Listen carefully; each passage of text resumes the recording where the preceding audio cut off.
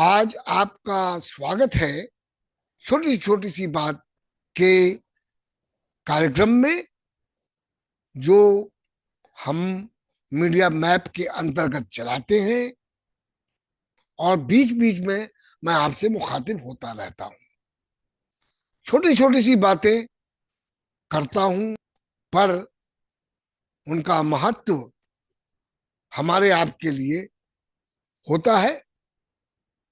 और मैं आज जो आपसे चर्चा करने जा रहा हूं, जो पिछले कई महीनों से, कम से कम जनवरी से दिसंबर से हमारे समाचार पत्रों और मीडिया जगत में हेडलाइन बटोरती हुई जो खबरें हैं और वो किस पे हो रही हैं, मैं उसकी चर्चा करने जा रहा हूं। अमेरिकी राष्ट्रपति डोनाल्ड ट्रंप, जो दोबारा चुने गए नवंबर में, और उन्होंने जनवरी में 20 को शपथ ली और कार्यभार संभाला।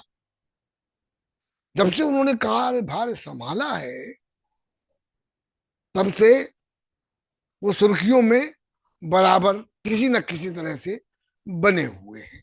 अभी आपने सबने देखा होगा कि पिछले दिनों एक मीटिंग जो उनके बीच, उनमें और यूक्रेन के राष्ट्रपति व्लादिमीर जेलेंस्की के बीच में हुई, जो पिछले शुक्रवार 28 फरवरी को हुई थी, वो बहुत चर्चा में है।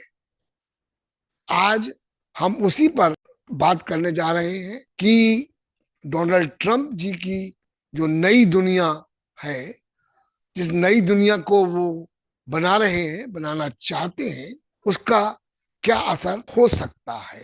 इससे पहले कि मैं आगे बढ़ूं, मैं अपने श्रोताओं, अपने दर्शकों से ये कहना चाहूंगा, ये विषय आपको पसंद आए तो उसको लाइक कीजिए। अगर ये विषय पर आपके कुछ विचार अलग हैं या यही है, तो टिप्पणी कीजिए। इसको आगे बढ़ाएं, मित्रों में शेयर करें और सब्सक्राइब करें। तो मैं जो चर्चा करने जा रहा हूं, वो जो कैमरास के सामने, मीडिया के सामने जो घटा 28 फरवरी को, तू तू में बदल गई एक मीटिंग दो राष्ट्राध्यक्षों के बीच। और जो उस दिन तू तू में हुई, वो कभी न कभी किंवदंतियों में मुझे लगता है जाएगी। इसी तरह से पीपुल्स हीरो बनते हैं, जैसे कि महाराणा प्रताप, जो बड़ी ताकत के सामने खड़े हुए थे, जैसे कि शिवाजी बड़ी ताकत के खिलाफ, औरंगजेब के खिलाफ हुए, मुगल शासकों के खिलाफ खड़े हुए थे, मुगल शासन के खिलाफ हुए थे। इसी प्रकार से यूक्रेन, जो पिछले 3 वर्षों से युद्ध लड़ रहा है रूस के खिलाफ। रूस एक बड़ा देश है, शक्तिशाली देश है, एक छोटा सी देश उनको चुनौती दे रहा है पिछले 3 सालों से। और रूस के सारी मिलिट्री इसमें जुटी हुई है, उनको नेस्त नाबूद करने के लिए, समाप्त करने के लिए, पर सफलता उनको नहीं मिली। अब पिछले जो डोनाल्ड ट्रंप से पिछले जो राष्ट्रपति थे, जो बाइडेन, और उनकी पिछली सरकारें यूक्रेन को समर्थन देते आए हैं। यूरोप के भी कुछ देशों ने उनको समर्थन दिया है, उनकी सहायता की है। भारत ने भी ये कहा है कि युद्ध नहीं होना चाहिए। अब जब से डोनाल्ड ट्रंप इस नारे को देकर सत्ता में आए हैं, make America great again, mega, और ये सपने दिखाते हुए वो आए हैं, और उन्होंने कहा है कि हम समान तरह का व्यवहार छोटे और बड़े देशों में होना चाहिए। ये नारा बहुत अच्छा लगता है, जनता को दिग्भ्रमित करने के लिए अच्छा नारा है, कर्णप्रिय है, पर आप गौर करें, इसके पीछे जाएं, झांकें, इसका मतलब हुआ ताकतवर बड़ा छोटे के हितों को नकार सकता है, उनको समाप्त कर सकता है। और मजेदार बात जो हो रही है, जो जेलेंस्की और डोनाल्ड ट्रंप के बीच में और उनके जो उपराष्ट्रपति हैं वैंस साहब, जो कैमरे के सामने जो इस प्रकार का वार्तालाप हुआ, तू में हुई, उसके परिप्रेक्ष्य में ये बात आज आ रही है कि रूस, जो व्लादिमीर पुतिन वहां के राष्ट्रपति हैं, जिनके नेतृत्व में यूक्रेन के खिलाफ युद्ध चल रहा है, व्लादिमीर पुतिन और डोनाल्ड ट्रंप एक दूसरे की तारीफ करते हुए पाए जा रहे हैं। अब देखिए, एक आक्रमणकारी और एक भूतपूर्व समर्थक आपस में मिल गए और यूक्रेन का भाग्य तय करने लगे। इसी तरह से अंतरराष्ट्रीय संधियां हुई हैं, जैसे कि WTO, वर्ल्ड ट्रेड ऑर्गेनाइजेशन, जिसके अंतर्गत व्यापार के कुछ नियम तय किए गए थे, कुछ व्यवस्था बनाई गई थी। या एक बहुत बड़ी संकट, जिसको कि हम पर्यावरण का संकट कहते हैं, क्लाइमेट चेंज कहते हैं, उसके लिए अंतरराष्ट्रीय वार्ताएं चल रही थी। उन या वर्ल्ड हेल्थ ऑर्गेनाइजेशन, जो विश्व में जो स्वास्थ्य की समस्याएं हैं उन पर काम करते हैं, मिलजुल कर काम करते हैं। यूनाइटेड नेशंस, संयुक्त राष्ट्र संघ, जो मिलकर एक तरह से ग्लोबल एक फोरम है, जिसमें मिल बैठकर समस्याओं का समाधान करने की का प्रयास किया जाता है। या वर्ल्ड बैंक मतलब सब दुनिया के लोग उसमें कुछ ना कुछ पैसा देकर, जिसमें अमेरिका सबसे ज्यादा पैसा देता था। या इंटरनेशनल मॉनेटरी फंड, इन सब संस्थाओं से डोनाल्ड ट्रंप के शासन में अमेरिका अपने हाथ खींच रहा है, कुछ से हाथ खींच चुका है और कुछ से हाथ खींचने जा रहा है। अब देखें, जो एक व्यवस्था बनी हुई थी उसको नकार कर एक शायद एक नई व्यवस्था को कायम करने का प्रयास डोनाल्ड ट्रंप कर रहे हैं। अब भूलना नहीं चाहिए, द्वितीय विश्व युद्ध जो 1939 से 1945 तक चला, उसके कारण क्या थे। इसी प्रकार के पहले तो जो उस वक्त की अंतरराष्ट्रीय व्यवस्था थी, उसको जो नई उभरती शक्तिशाली देश थे, जैसे जर्मनी, इटली और जापान, उन्होंने चुनौती दी थी। जो इसको उसके पहले लीग ऑफ नेशंस होता था, वो कोलैप्स कर गया।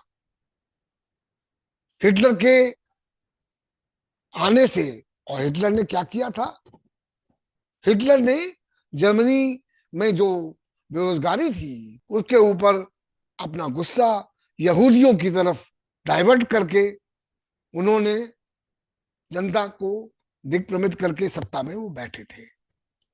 इसी प्रकार से इटली में बेनिटो मुसोलिनी ने किया था। जापान में इसी प्रकार से एम्परर और जो अल्ट्रा नेशनलिस्ट फोर्सेस थी, उन्होंने ये कोशिश की थी। चीन पे आक्रमण हुआ, सोवियत संघ पे, हालांकि सोवियत संघ एक बार जर्मनी से संधि कर चुका था, और उन्होंने जो ईस्टर्न यूरोप, पूर्वी यूरोप के देश थे, उनका बंटवारा आपस में कर लिया था। पर बाद में सोवियत संघ एक तरह से सोवियत संघ उस संधि से निकला और सोवियत संघ के खिलाफ हिटलर ने आक्रमण किया, और सबसे ज्यादा यूरोप में जो जाने गई, जो माल जान का खतरा हुआ, जो नुकसान हुआ, सबसे ज्यादा सोवियत संघ ने उठाया था। इसी प्रकार से चीन ने उठाया था। भारत का भी उसमें बड़ा रोल रहा था। हमारे नॉर्थ ईस्ट में जापानी सेनाएं आ चुकी थी, आपको याद हो सुभाष बाबू वहां आए थे। अब जो द्वितीय विश्व युद्ध बना और उसमें इतना हुआ, तो चुनौती जो पहले दी गई थी वो तब तक की जो विश्व व्यवस्था थी उसके खिलाफ थी। फिर द्वितीय विश्व युद्ध के बाद एक नई अंतरराष्ट्रीय व्यवस्था मिलजुल कर बनाई गई, अंतरराष्ट्रीय संधियां हुई, अंतरराष्ट्रीय कोर्ट बने। अब उनको सबको नए नवनिर्वाचित राष्ट्रपति डोनाल्ड ट्रंप जो दोबारा चुने गए हैं, उन्होंने चुनौती दे दी है, उसको सबको समाप्त करने की ओर बढ़ रहे हैं। मुझे लगता है दर्शकों कि ये शायद तृतीय विश्व युद्ध का खतरा हमारे ऊपर बढ़ता चला जा रहा है, बढ़ रहा है, अगर समय से कदम नहीं उठाए गए। अब देखें कि यूक्रेन का जो राष्ट्राध्यक्ष था वो अमेरिका में जो विदेशी नेता मिलने गए थे, देश के जो अध्यक्ष, प्रधानमंत्री, राष्ट्रपति, वो 5वें नंबर पे थे, इसके पहले 6ठे नंबर पे थे। उसके पहले इजराइल के प्रधानमंत्री वहां पहुंच चुके थे, जापान के प्रधानमंत्री वहां पहुंच चुके थे, जॉर्डन के राजा पहुंच चुके थे, और चौथे जो विजिटर थे वो हमारे प्रधानमंत्री नरेंद्र मोदी जी थे। नरेंद्र मोदी जी वहां वार्ता करके आए, लौटे, हमको बताया जा रहा है बहुत सफल वार्ता रही। हालांकि उनके सामने ही उससे पहले हमारे जो वहां गलत कानून तोड़कर वहां जो हमारे भाई बहन पहुंचे थे, जिसको इलीगल इमिग्रेंट्स का दर्जा दिया जाता है, उनको किस ढंग से देश में वापस भेजा गया। उनको हथकड़ियां पहनाकर, बेड़ियां डालकर मिलिट्री हवाई जहाज से भेजा गया। इस पर मुझे अफसोस होता है कि हमारे देश ने कोई प्रोटेस्ट नहीं की, और अगर प्रोटेस्ट की तो पब्लिक प्रोटेस्ट तो नहीं हुई। अब इस परिप्रेक्ष्य में हम किसके साथ खड़े होंगे अगर ये हमारे सामने ये चुनौती तीसरे विश्व युद्ध की आ जाती है, जो कि और भयानक हो सकता है। मैं उम्मीद करता हूं कि ऐसा न हो, पर मेरा फर्ज है, मेरा दायित्व है कि आप तक ये जानकारी पहुंचाऊं, जिससे कि आप इस पर सोचें और विचारें, और हमको क्या करना चाहिए अपनी तरफ से उसके बारे में ठोस कदम उठाएं।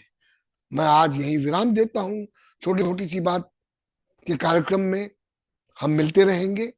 अगर आपको पसंद आया हो तो आप इसको लाइक करें और अपनी टिप्पणियां दें, इसको आगे बढ़ाएं और सब्सक्राइब करें। धन्यवाद।